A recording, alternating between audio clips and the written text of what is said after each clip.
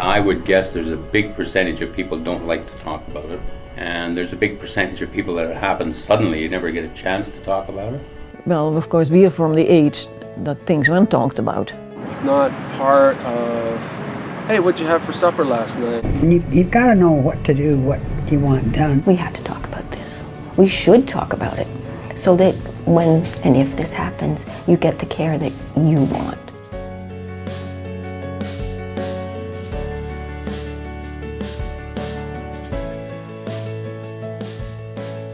The same day I came in, they told me I had leukemia. You can't see the leukemia going away. My wife and I have talked about pretty well everything. Well, we did talk when you were in the hospital. Oh yeah, I guess And you so. did make the decision. We've talked since then and before that a little bit. What did I decide? You decided that you didn't want any CPR and that you didn't want resuscitation.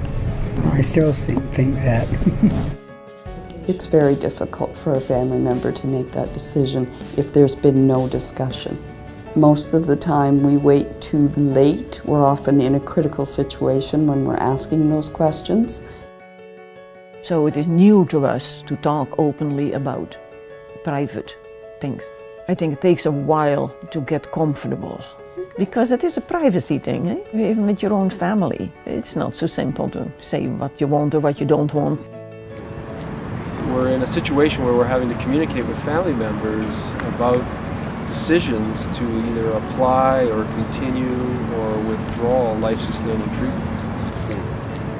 Frequently you hear, I don't know what Mom would have wanted. Mom never told me or Mom never talked to me about this. And so the family then in that acute moment has to struggle with helping us make decisions with what Mom would have wanted. And it would have been so much easier had Mom communicated to her family in advance what her wishes, what her preferences, what her values would have been. And 15 years ago, people didn't talk about dying. They were still going to die. Yeah, that's true. I do a lot of interacting with families of critically ill patients because most critically ill patients can't communicate themselves or only minimally.